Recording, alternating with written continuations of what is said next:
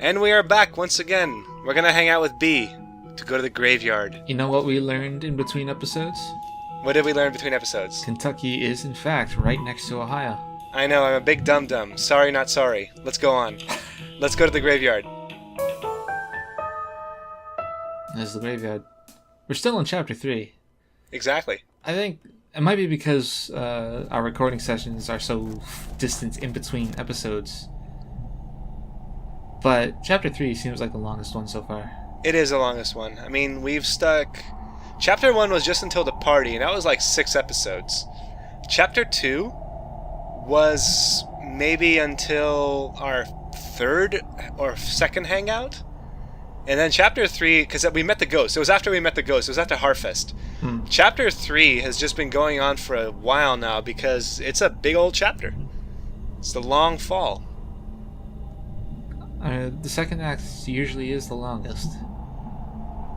See, another thing I like about this game is that it has continuity in its conversations. If we had not hung out with Bea, and we went to the graveyard with her now, Mae would never have said, sorry about last night. And this whole conversation makes me think that this game has a lot of side conversation content, depending on the smallest thing that you change with hanging out with who and what. Well, on the one hand, I don't really think that's something we should really be congratulating this game over, just because it seems like something that we should come to expect a game of this scope and design. It should just have that polish to it? Yeah. If you're the type to have multiple options when it comes to dialogue, then your choices should affect later dialogue as well.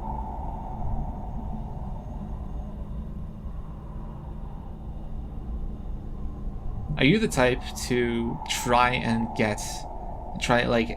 read every single bit of text in a game of this type? Yes. I mean, in a game like this, I mean, there's no as far as I know, there's no chapter select option in this game. Not even for, it's just like new game, continue options kind of thing.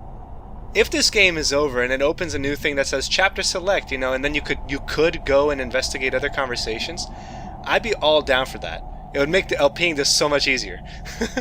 But for games like Fire Emblem, where it's like, hey, you want to S rank all the conversations? It's like, oh god, I wish I could. The completionist in me so badly wants to, but I sometimes don't have the time.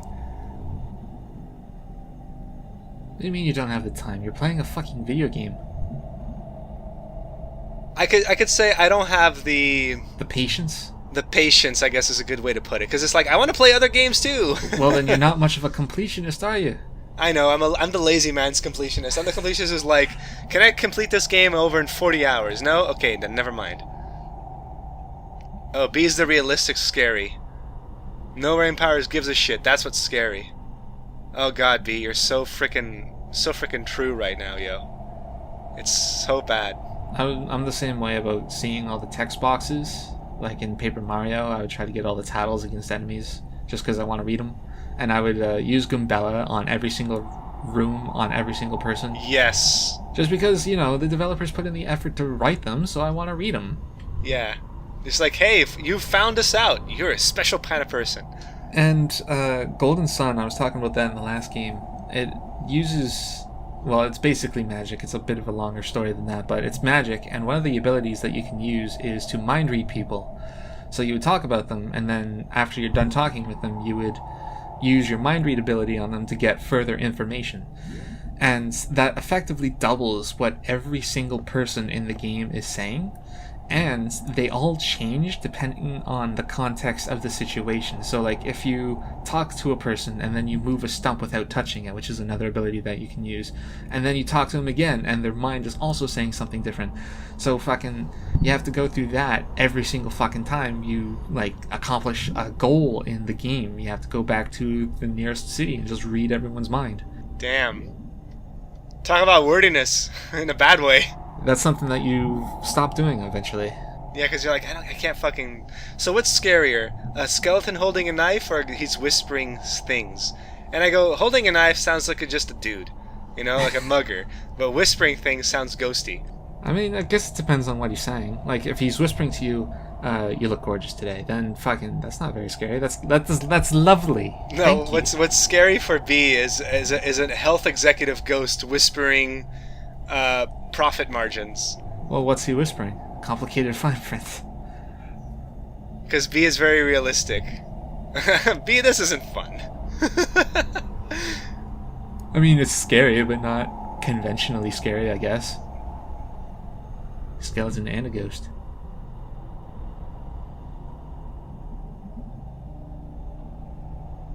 Of a health executive.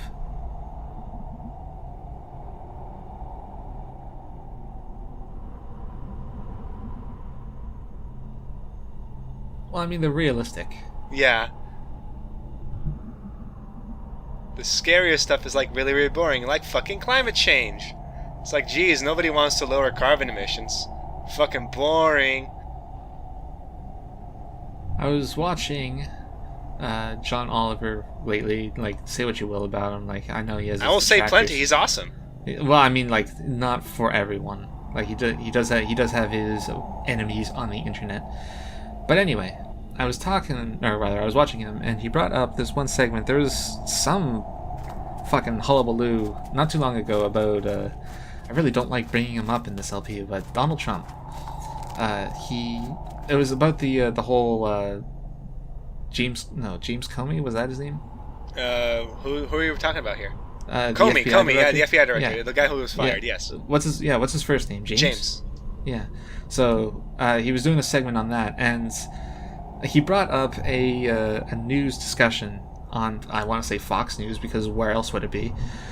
And one of the newscasters there, they were trying to deflect attention away from the whole scandal because it wasn't conventionally exciting. It didn't involve money, it didn't involve sex or explosions or gunfights or car chases or anything like that. So why would you want to pay attention to any of that, right? Mm-hmm. And it's fucking, like, it brings me to here, like, this whole segment about B's biggest fears being boring just kind of led me to that. Like, that's some really serious shit that's going on in real world politics, and it's not conventionally exciting, but it's scary as hell. Yeah, because it's like only the political people who are like the political junkies are like, holy shit! And everyone's like, what do we care? I don't see any immediate gratification out of this, you know? Yeah, that's the problem with our society. I mean, if Donald Trump were in office in the 1700s, it probably wouldn't work. No, if he were in office in the 1700s, he'd probably be part of the club. I mean, the royals were some fucked up people. Let's check out a grave or three while Bee's talking to her mom.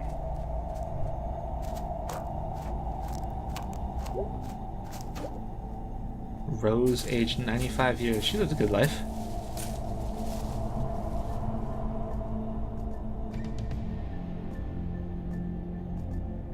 I like this Donkey Kong country music that just kicked in. The graveyard theme. No, this is Fear Factory.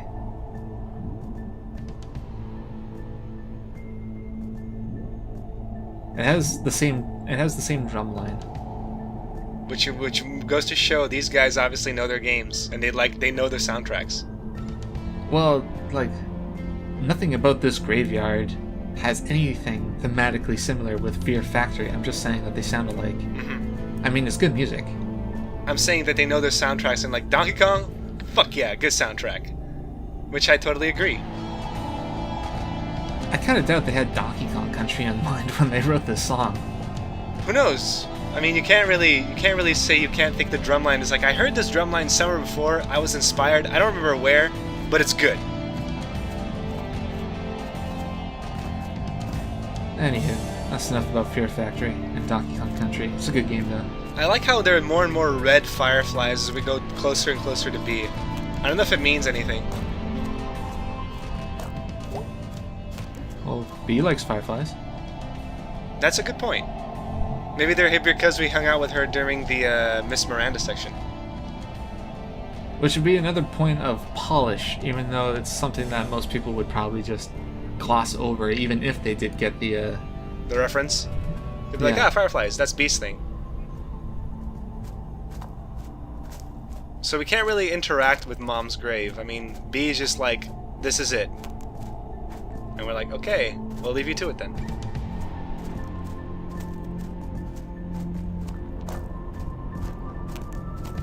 What do you think about graveyards? If you died, would you want to be buried or would you want to be cremated or something else? I'd rather be cremated, and I don't smoke and I don't drink excessively or anything like that, so my lungs are, and rather my organs are in pretty good shape. Oh man, taken by flu at 14, man. So it's like harvest all your organs and burn me up? Yeah.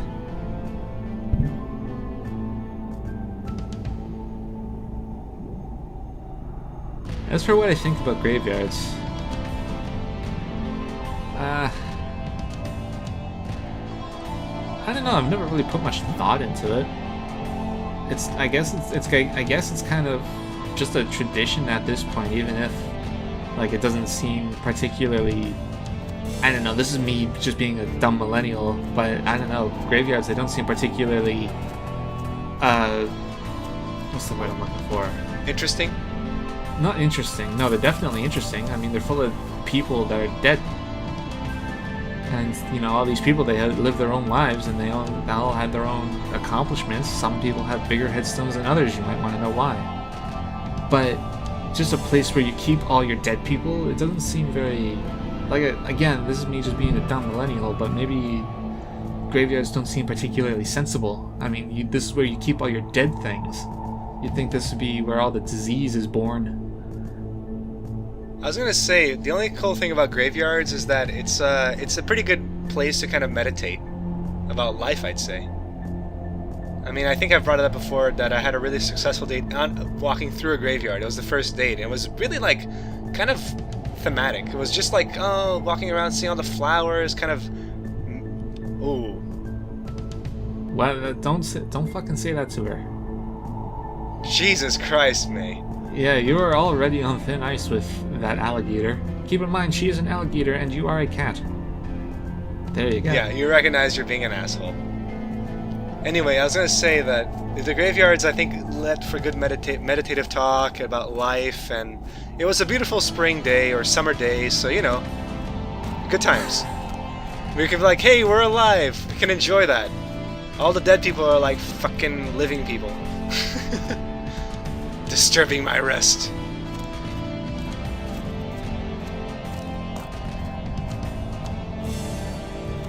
So let's go back check out Beatrice.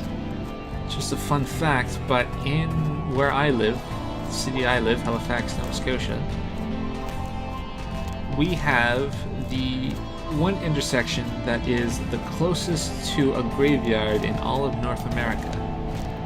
We have a stoplight that at one point was actually built within the fence of the graveyard, but then like everyone realized that might not be super respectful, so we moved the light post out. But it's still there. Like, you could touch the light post and the fence with your hands. I'm within the graveyard. I am one with the graveyard as I drive.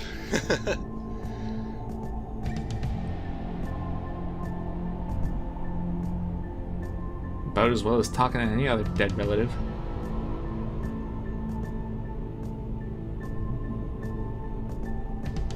Worried about what?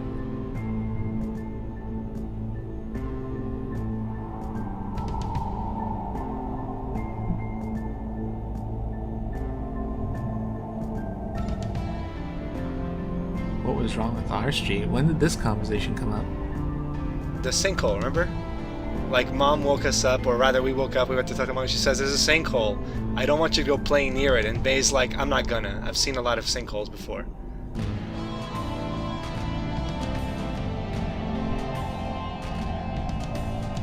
And she's worried that the grave is going, or rather the ground underneath or within the grave or whatever is going to collapse into a sinkhole. Yep. And then Mom's remains are just vanished forever, or rather just underground.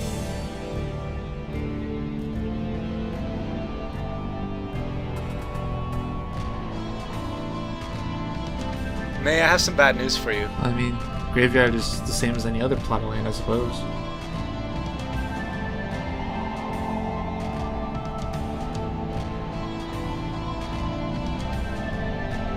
All that digging. You ready to rock and roll, Beatrice? Yes, we do settle in the weirdest of places.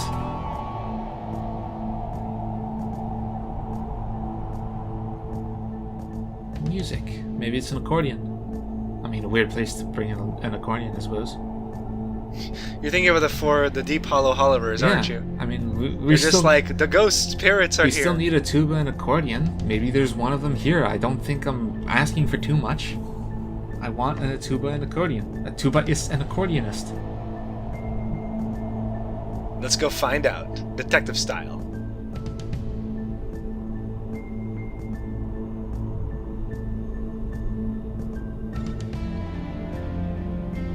Let's go.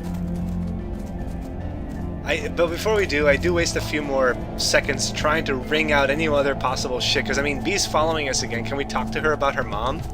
You know, get a better sense of what her mom was like. But nope. Just staring at the headstone. I mean, maybe that's Mae picking up on, or rather, thinking of a social cue on her own. Something that you did not think of when you decided to go down there and waste everyone's time. Maybe it's not tactful to talk with your best friend about their dead mom. How about that?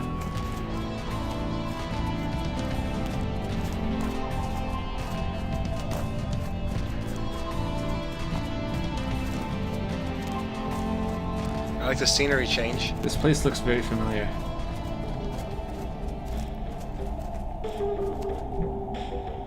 It's the three teens. Oh yeah, it's these guys. The three goths.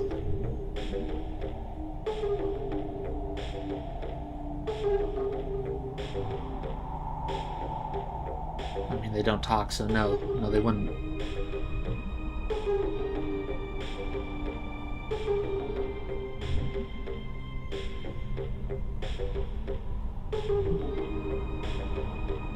So what's their deal? Well, they're meddlers, clearly. They're just there to observe. Messengers. They're weird teens. Oh. Yeah, you'd be into them, Beatrice. You know, of all of Mae's friends, including herself, Bea does seem the most normal one. I don't think she would be really interested in hanging out with these guys. Yeah, because they're kind of weirdo kind of thing, and Bea's just like, I don't have time for this shit.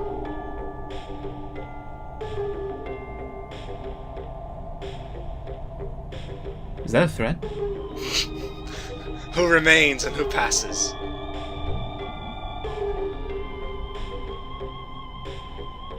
Okay. Another truthful segment. Yeah, fucking this again. Yeah, Bea, I get you. What?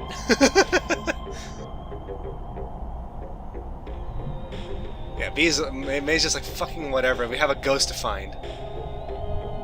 Get on with it! Yeah, get on with it! First question. Have you ever done it? What, hanky panky?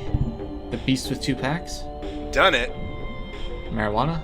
You can just call it sex. I don't want to be so... I only like, done what? Done it?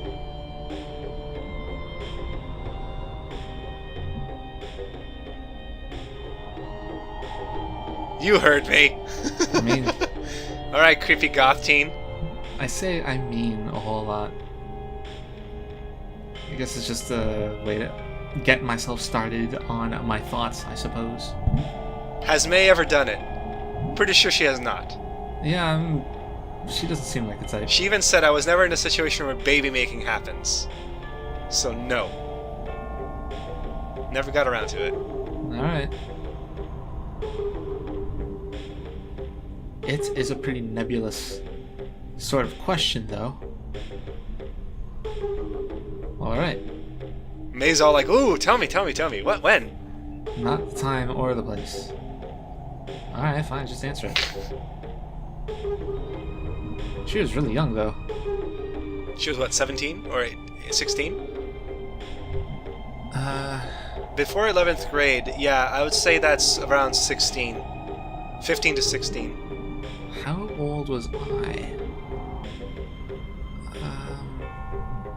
I would have been 16 to 17. You don't know him. It was at math camp. Math camp? Yeah, the most exciting of camps.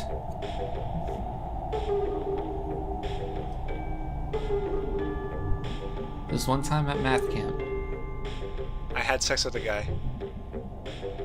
you go and do the maths. You math things. It's where you learn your geometries You know, I could actually see it working out quite well. and your exponentials. You know, it's like use exponentials to make your 10. Do it. Most people's first times aren't good. Top-notch math, though. I mean, now I know where to go if I want bad sex and good math. Next question.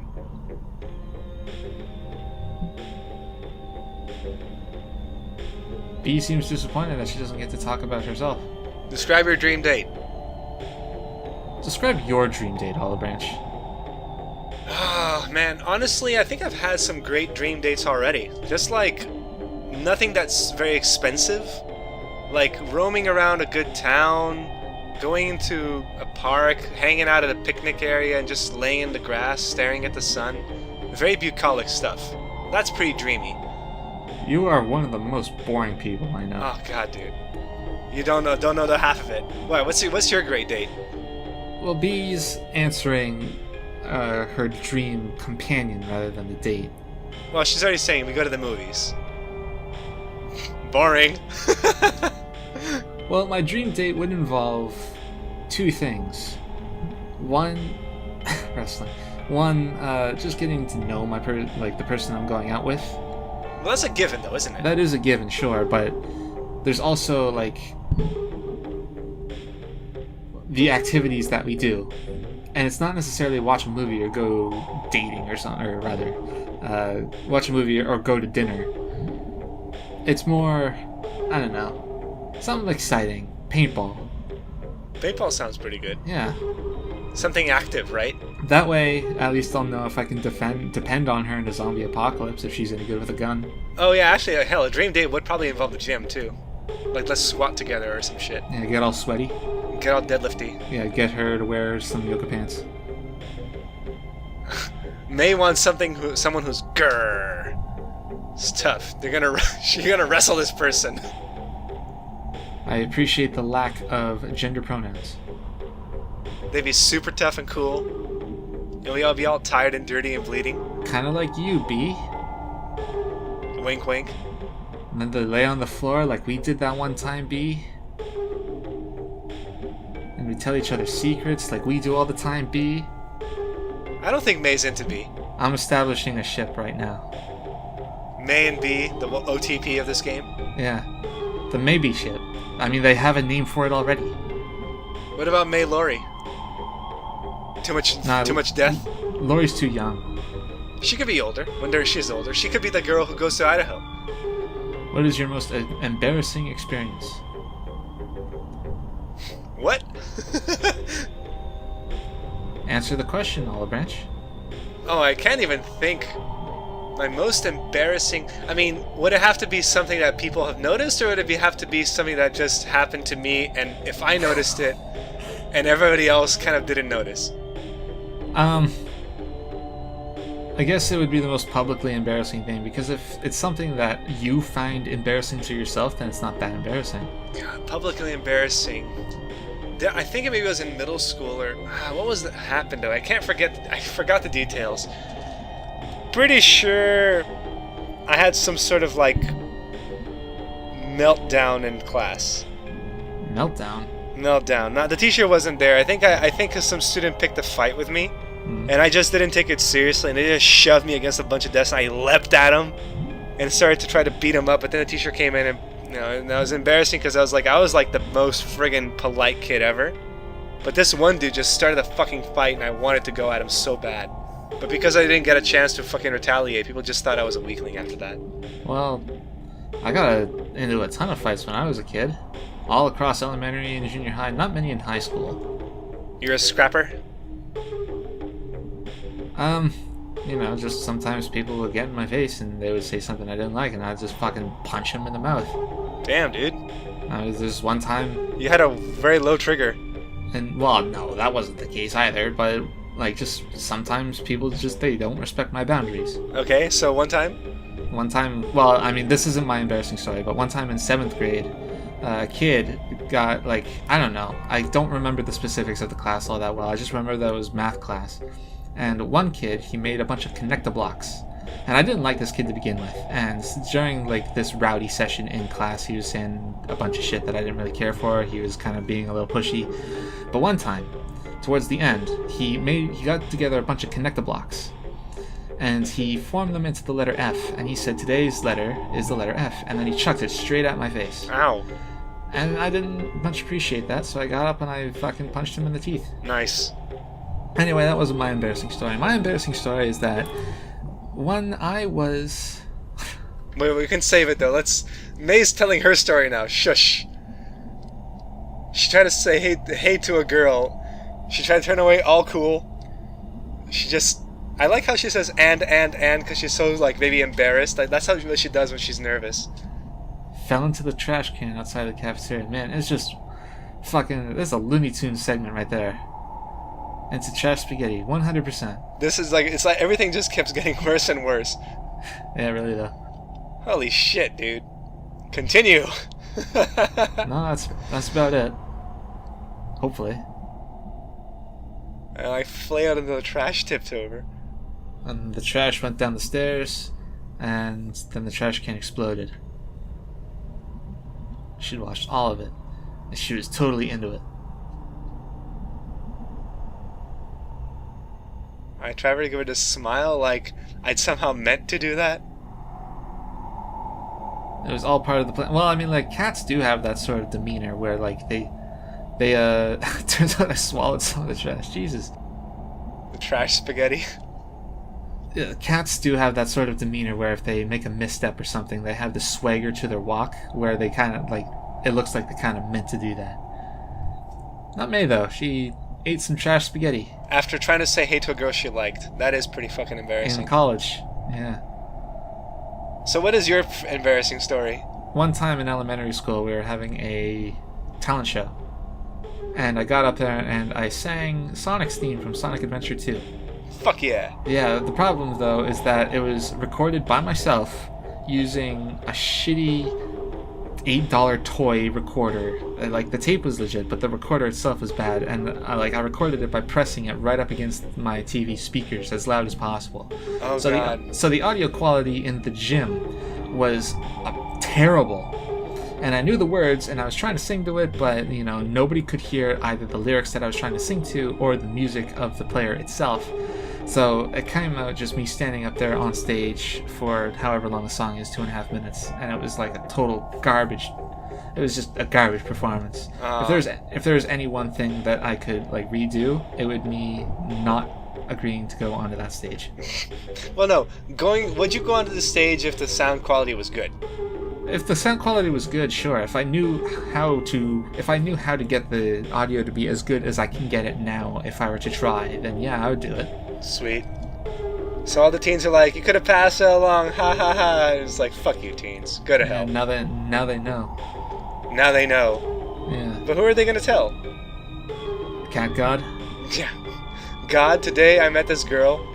They're trying to have this sort of air about them where they're like all mystical and all knowing, so I wouldn't be too surprised if, like, I don't know, maybe they are. Maybe they're Cat God's angels or something.